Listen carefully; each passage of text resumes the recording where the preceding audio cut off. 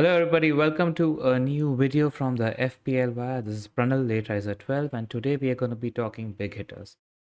FPL is not far away now, it's less than a week away, and the decision in terms of which big hitters do we have to go for, all of them are back with their training camps, is a pretty big one. So I thought I'd do a short video looking at some interesting data when it comes to the big hitters and let you know uh, some important numbers with regards to both of them, let you know what my thoughts are with regards to these big hitters. At the end, I'll let you know which two big hitters or three big hitters I'm going to start the season with and who I'm tempted with. Just timestamping this video, I am recording it on the Saturday, 10th of August, before the final round of preseason games. We already had Newcastle play yesterday. Isak and Gordon looked really good. So did Lewis Hall. But yeah, we'll see how we are on Monday. We're going to be discussing the best FPL midfielders on Monday with Pras and Zofar as well. We've already done best FPL forwards. We've already done best FPL defense. We've already done our drafts on the channel. We've already done Ipswich talk. I highly recommend the Liverpool video if you haven't seen. So if you haven't seen any of those videos, please check them out. We've got a ton of content to get you ready for the FPL season. And yeah, we've been working hard producing content almost every alternate day. So if you've liked our effort and if you like what we've been up to, be kind and just hit the like and subscribe button. We'd really appreciate it. Thank you. Before I get into the big hitters, a quick word on our partners, Fantasy Football Scout. We've been partnering them for the best part of the last 5 years. The big news is that they have a mobile application now, and the data is easily available on a native app on your phone. And it's so nice to just see that data on your phone. It's easy to save multiple drafts. There's a planning tool in there, there's live FPL integration in there, and they've got a 40% discount code. So right now is the best time to join them. If you're joining them, do click on the link in the description below because we're affiliates and it helps us. All right, now you must have seen this chart at the end of last season in the season preview, but I thought right now was a good time to bring it up. Just going to zoom in so that everybody can see some more as well. Now, this is something I do at the end of every season to just see how the big hitters are performing against opposition of different caliber to see if I can spot any trends, etc. as well. So, I've divided this data into the performance of the big hitters, their points per start against the Kolarov type of defense, the Lescott type of defense, and the Bramble kind of defense. Now, these classifications, Kolarov, Lescott, and Bramble, are as per the best 6 teams with XGC, the middling 6 teams with XGC, and the bottom 8 teams with XGC. Now, obviously, this data is biased, and we don't know at the start of the season if the worst teams last season defensively are going to be the worst teams this season defensively, but it at least gives a general idea. And I didn't want to be subjective with my opinion about the defenses. That's why I kept it quite objective when I did this data. I have also given the breakdown versus points per start home and points per start away, which might influence our captaincy decisions and certain trends. Cool. So let's get into these players. Haaland. I mean, I cited it at the end of last season that Haaland might actually just be a flat track bully, and that's clearly visible. So he's got a good floor against the Kolarov and the Lescott teams. Just reading out the Kolarov opposition is Arsenal, City, Liverpool, Palace, Forest, and Everton. Yes, Palace, Forest, and Everton had good underlying data XGC last season. The middling opposition, that is the Lescott, is Brighton, Brentford, Bournemouth, Chelsea, Aston Villa, and Newcastle. And the teams to target last season were Fulham, Spurs, Wolves, United, Burnley, Man United, Burnley, West Ham United, Sheffield United, and Luton Town. So you can just predict trends. Now, Haaland was a flat track bully. He had 9.4 points on average against the Bramble opposition. So Haaland against these bottom 10 defenses is a no-brainer in my opinion. He's just as reliable a captaincy option as they come. But can you bet against him in middling fixtures? Yes, in my opposition. Yes, in my opinion. Especially if you look at the home and away breakdown. He had 7.7 points at home on average and 6.9 points away. So definitely much better at home. So maybe you captain Haaland for sure against the bottom 10 teams home, against some of the bottom 10 teams away. But if you want to, you can take a chance in the other games as well. That said, he's got a good floor against the Kolarov and Lescott with a 5.7 and 5.4. Now Palmer's the interesting one. It's worth noting that Chelsea were Cole Palmer FC last year, and they weren't reliable on set patterns and systems as much as they were on Palmer's Magic. And I reckon Maresca is a more system-based manager. So this data, especially since there's a new manager in town, doesn't really translate into the season, but Palmer was incredible last year. He averaged 7.4 against Colorado opposition, so he did incredibly well in the tough games. He was 5.4 like Haaland against the less scored opposition, and he was a flat track bully and how 10.1 points on average against Bramble opposition. So yeah, Palmer against easy opposition was very reliable last season. It's just that he's come into camp 3 or 4 days ago. We don't know how quickly he's going to start the season. I reckon he starts game week 1 still, but you could see him taking a while before he kicks into full gear. Haaland's had a full preseason. Also, look at that home away breakdown between for Palmer. At home, he averaged 10.8 points, significantly higher than Haaland. So Palmer at home against banker opposition was a great captaincy shout last season, and away 6.2, so not too good. So immediately, we're thinking of Salah playing against Ipswich away, game week 1, Haaland playing Chelsea away, game week 1, but Isak playing against Southampton at home. There is a considerable difference between home and away performance for captaincy, so it might be worth taking into consideration in your decision making. All right, let's talk about Phil Foden then. I've got I've got another nice image about these big hitters as well. I've got some nice data about Haaland as well, which I'll be talking about later, and I'll be talking about the fixtures as well. So, Phil Foden. Phil Foden didn't do much against the tough opposition. Averaged 8.2 against the Lescott, 6.7 against the Bramble, and again did better home and away. Not much to take away from here, except that he was just a good, reliable asset. I don't think we see him as a captaincy option quite yet, but we'll see, especially with Haaland existing, but we'll see what Pep's up to. Mo Salah was quite interesting, man, last season. He did really well against the Kolarov and the Lescott. Highest 7.6 against Kolarov opposition. So he did really well in the tough games. And if you think about it, Salah is the greatest outlet on the counter against difficult opposition. So he did really well in the tough games. He did really well in the middling games, but he wasn't as effective as a flat track bully. And again, very good home, better than Haaland home, but very poor away, 5.7 points on an average away, but 8.2 points at home. So what this tells me is Mo Salah might be fixture proof, or at least he was fixture proof under Klopp. Obviously, the things have changed at Liverpool, and Slot is in place now. And what Josh has told us about Slot is that, again, Salah and Darwin were dependent on a little bit of chaos under Liverpool in terms of quick transition play. Now, Josh has spoken in depth about Liverpool and what to expect under Slot. I highly recommend you watch that video.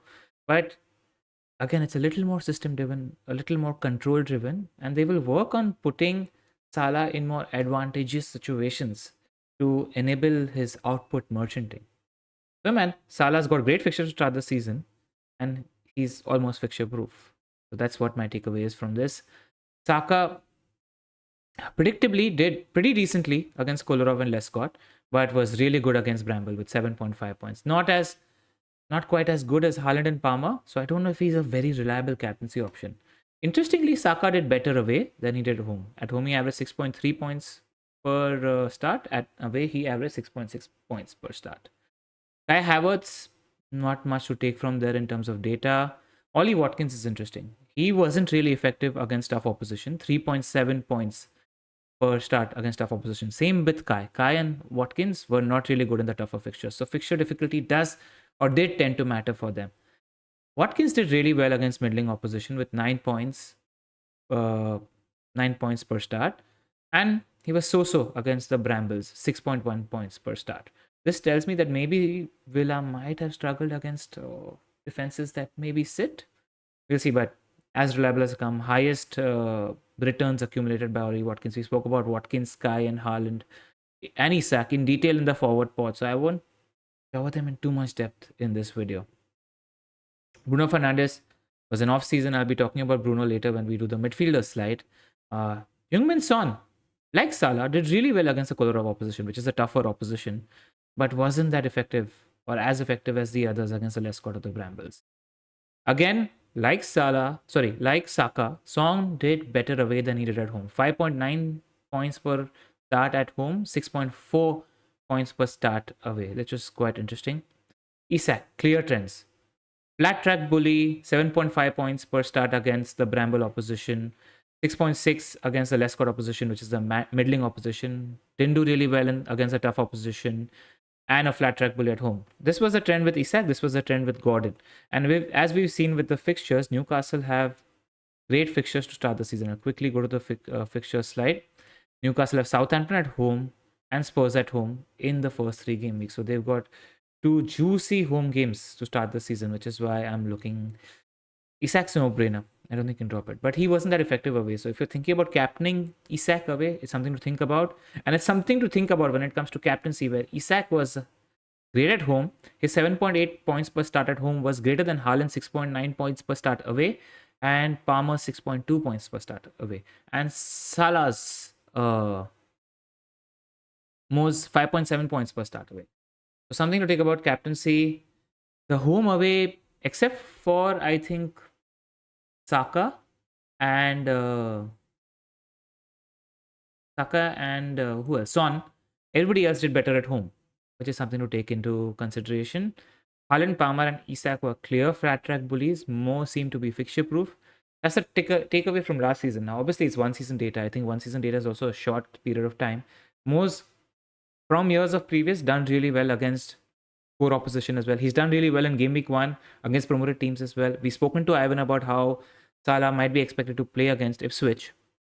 And it could be a little bit of a basketball game, especially with Josh telling us that if Switch presses, which I'm expecting them to, Liverpool will try to play out from the back, and it will take a while to adjust to this, which is why they could give away the ball on a few occasions. So it might be a little bit of a basketball game. It's got a ceiling to be like a 2-3-3-3 sort of game. So keep that in mind. Again, Haaland captaincy game week 1 against Chelsea. Chelsea are struggling to adjust to the new defensive line under Maresca as well. Real Madrid in the preseason friendly got in behind Chelsea's defense on multiple occasions. They've conceded a fair few goals in preseason. So Haaland's a genuine captaincy option game week 1 as well. And then Isak's playing Southampton at home. The data is here. So we got to figure what we're doing there. All right, I quickly wanted to talk about Haaland, right? Now, we discussed this on the forward pod, but I am going with Haaland to start the season. I don't see myself not going with Haaland. I cited the reasons on a few occasions, but while we're discussing big hitters, I'll tell you. So Haaland played slightly fewer minutes than last season, and he got substantially lower points compared to last season as well. Like he had, I'm just going to read it clearly. 1 second, hold on. He had 217 points last season, and this in his first season in the league, he had 272 points. Now, which version of Haaland is true? If you remember clearly, Haaland sort of struggled with injuries and had a niggling sort of issue last year. I think that must have been the reason for him. If you look at the XG data, he's generated higher XG than he did in his first season, but he scored fewer goals. That's because he finished below his expected data. And this is the first time in Haaland's career he's finished below his expected data. So I'm expecting Haaland to hit 30 goals this season. You know, in the previous season, he hit what? Let's see. Let's zoom in and see. He hit 27 goals. In the first season, he hit 36 goals. That's a big difference in the amount of goals he hit. And I think that's down to those issues and niggling injuries. And he's not really a bad finisher because historically, I've seen Haaland's career data across the last 5 or 6 years. He's always finished as above his expected data. So I don't think he's going to be. He wasn't bad last season, so I can't say he's not going to be as bad as last season. He's going to be pretty decent this season. I think his floor is 30 goals. He's had a full preseason. Salah and Haaland are the only two big hitters, and Isak are the only 3 people that have a full preseason. I add weightage to them because they will be fit and have had no competitive football in the offseason. They will not be tired. They've had a full offseason and a full preseason, and I give weightage to that, I think, this season to at least start with. I think Palmer, Saka, etc. are going to be in conversation a little bit later. Son as well, by the way, has had a full preseason and a full offseason. So yeah, Haaland could potentially be better. I also want to mention with regards to Salah, his output last season, let's just go to that slide. Okay, I just want to, before we go to Salah, I just quickly want to tell you about this where Haaland had big chances, 55 last year, out of which he scored only 21. He had 59 big chances in his first season, out of which he scored 31. So there's a lot of big chances missed, which is what happens when you're performing below your expected data. He was expected to score X amount of goals. He scored below the expected data, which is why I think Haaland's due a 30-goal season. I think he's a better finisher than his expected data if you look at 5 years trends compared to just last year's. All right, now let us quickly look at the big hitting midfielders. Shout out to Fantasy Football Scout. This lovely chart is for them. We are going to be using this on the midfielder spot on Monday as well, but I just thought I'd dive into this. Salah had 18 goals and 12 assists. Palmer had 22 goals and 13 assists. So Salah had fewer FPL points and goals and assists than Palmer as well as Saka. But if you look at underlying data per 90, he was best for XGI per 90, he was best for shots per 90, and he was best for big chances per 90. It was Salah's worst season in his FPL history in the last 5 years. Just still crazy because he did score 18 goals and 12 assists. But again, he played AFCON. He had 28 appearances last season and also had a hamstring issue in the middle of the season. And historically, Salah tends to do better at the start of the season than the second half of the season because he gets drained out. He doesn't get subbed as much as the other Liverpool attackers. We don't know if that's going to change under slot, etc. as well. So, man, Salah, underlying numbers wise, is just the best midfielder. He's worth, based on this data, the 2 million extra that you're going to pay for him. He's had a full preseason. And this is why I'm going to start with Salah and Haaland. I also feel like, both of them have had full preseasons.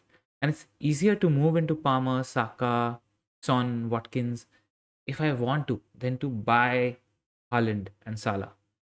It's easier to sell these players and then upgrade another position because they're the most expensive players in that position than to buy them. Then you might need 2 or 3 transfers to buy them and you might be forced into only wildcards, especially if Salah and Haaland start the season on firing on all cylinders, which is certainly possible. Look at Haaland's fixtures. He's got Chelsea away, Ipswich at home, West Ham away, Brentford at home. If you ask me, that's a great first 4. And Salah's fixtures to start the season: Ipswich away, could be a basketball game. Brentford at home, United away. He's done really well against United in the past. Forest at home and Bournemouth at home. There's a world in which we definitely want Mo Salah by the time Forest at home comes around, game week 4 as well. So then you're wondering how to get Mo Salah. And if you started the season with Saka, etc., then you need to find the 2.5 million from somewhere else. And that's a little more difficult than to just sell Salah for Saka in one swoop. That's my thinking. His underlying data looked really encouraging as well. Cole Palmer, not far away. XGI per 90, just behind Salah. Shots per 90, just behind Salah. Big chances, not as much as Salah. He had a 0.746 big chance per 90 rate compared to 1.16 for Mo Salah. He's slightly more creative than Salah when it comes to chances created per 90, but his big chances created per 90 were lower than Salah. So when Salah did create chances, they were big chances. I felt like Salah almost got denied 5 or 6 assists because Darwin was at the end of those ones. It'll be interesting to see, but I just feel like Salah could start the season firing on all cylinders. And Palmer's just gotten there. And let's look at Palmer's fixtures. They're not easy, City at home. We know at City they will exude control. Wolves away. The Wolves have done well at their own home ground, beaten some tough teams. I remember they beat Spurs and City last year at their own ground. Crystal Palace, who did really well under Klasner. Bournemouth away and West Ham away. Like, it's a good run of fixtures for Palmer, but it isn't a great run of fixtures for Palmer. And the fact is that we have a 6.5 million Nkunku in there now. So the thinking with Cole Palmer, we'll discuss this for the midfielder part. Saka was incredible. And he played 45 minutes in the first preseason friendly a couple of days ago. Looked really sharp. 16 goals, 13 assists. So what you get with Saka is his underlying data is XGI. He's third in bracket for XGI per 90 below Salah and Palmer. This is just midfielders. His shots per 90 is just below Salah and Palmer, but he's more creative than Salah and Palmer. That said, big chances created per 90, Palmer and Salah still more. Son had 17 goals, 10 assists. His shots, XG, etc. is below the first 3 names that I mentioned. But with Son, him being slightly below for XGI per 90 and shots per 90 isn't a bad idea because he tends to overperform his expected data. And his chances created was inferior to Salah, Palmer, Saka, who are just naturally more creative players. But Son is an elite finisher, so this underlying data being slightly below is not that big a deal. And the good thing about Son is if you start the Son, again, he's had a full preseason, he's looked good. They start with Leicester away and Everton at home, and then Newcastle away. Like, you could start the season with Son and then move to Salah around game week 3 or 4 because Son has great fixtures game week 1 and 2. So if you're somebody who's starting the season with Son because they have great fixtures game week 1 and 2, I don't mind it. He's likely on Pels. That said, Solanke to Spurs looks to be having been done. That means that we're probably going to go for a 7.5 million forward from Spurs compared to a 10 million midfielder. So that's something. And my personal opinion is that Son's age is something that's worrying me. He tailed off at the end of last year. I think he'll have a strong start of the season because he's had a full preseason, off season. But I think second half of the season, because of Salah and Son's age, I'm going to give that some weightage because they tend to tail off in the final half of the season. Foden, player of the year, 19 goals, 8 assists. That said, his underlying data is much more inferior compared to the other midfielders. His shots per 90 is pretty strong though, 3.3 compared to 3.3, 3.6 for Saka and Palmer.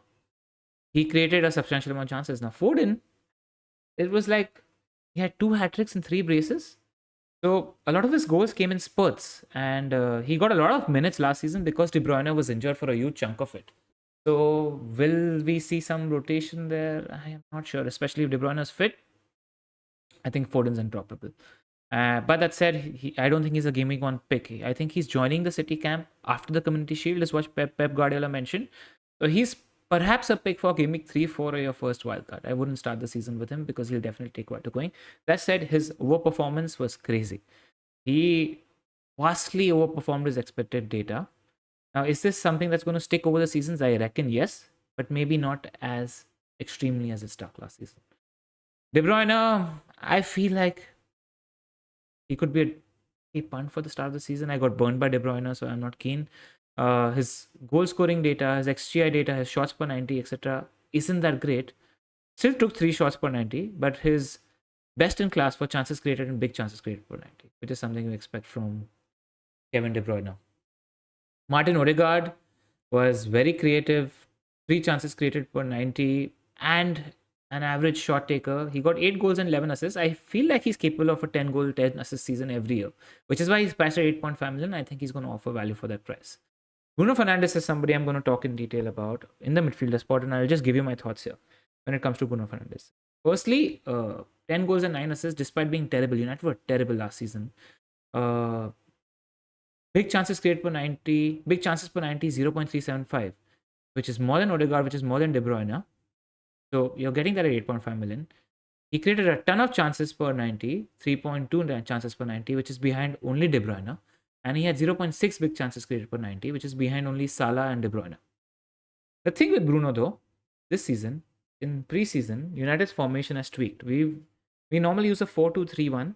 And what happened was last year, Bruno had a lot of responsibility to do everything. He was top 2 or 3 for the distance covered in the league. That's because he was responsible for ball progression. He was responsible for creativity. He was responsible for shot taking.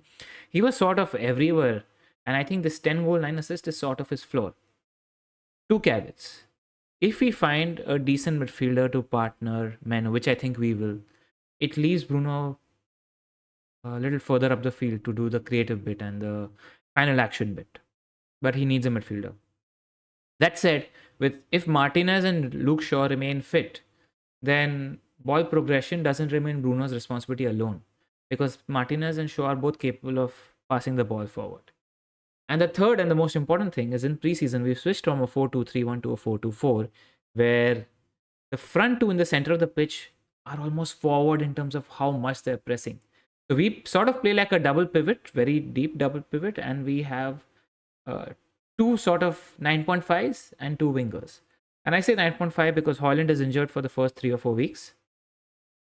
And Xerxes, as we know, is almost Bobby Firminish in his role, where he likes to come deep and create space for the runners beyond, which is good for Rashford, which is good for Ahmad and Garnacho, and it's good for Bruno Fernandes, because I feel like Xerxes might get dropping deep. And if him and Bruno sort of develop a good chemistry, I've been thinking about Bruno. I'm going to monitor his performance today in the Community Shield. That said, it might not give us too much indication because City are going to dominate the ball, but Bruno Fernandes at 8.5 is somebody which is just my spidey sense, which tingling, especially because Mount has been very advanced in this 4-2-4 role in preseason. So if this sticks, I am interested. Quickly going through the fixtures for these teams. As Arsenal, there's a world in which you can start with Arsenal. You can start with Saka for the first 3 weeks, first 4 weeks. From an attacking standpoint, Arsenal have a great first 4 fixtures. Wolves at home, Villa away, Brighton at home, and Spurs away. Villa and Spurs aren't defensively the best teams as well, so they tend to concede chances. I currently don't have an Arsenal attacker in my draft, but I've been thinking more and more about Kai, and I want to start the season with him. It's something that's been on my mind because I think the first 4 fixtures are really good from an attacking standpoint. And then if you're wildcarding Game Week 6, you're going to need an Arsenal attacker anyway because you've got Leicester at home, Southampton at home, Bournemouth away.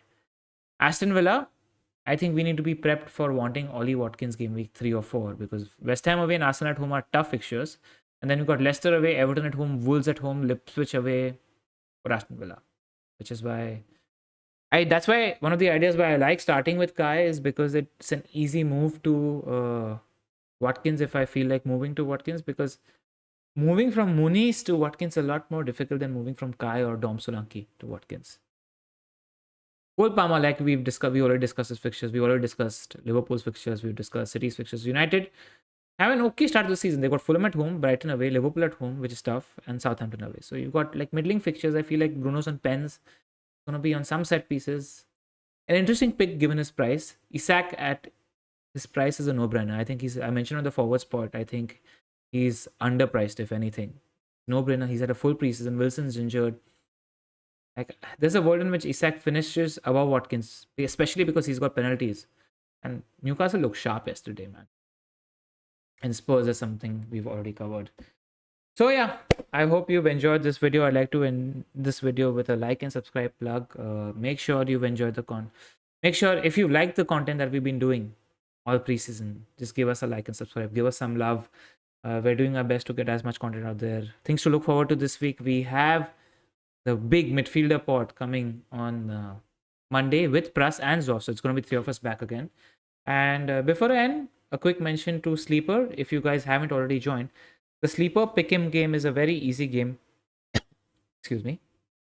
In which every week, out of the 10 Premier League games, you just need to pick whether a team is going to win, draw, or lose. You need to pick one result. So it takes about 5 minutes. And then there's a league that you play with your friends. And if you join the Wire into Sleeper League, the top 2 at the end of the season get a PlayStation 5, and ranks 3 to rank 10 get a Premier League kit of their choice at the end of the season.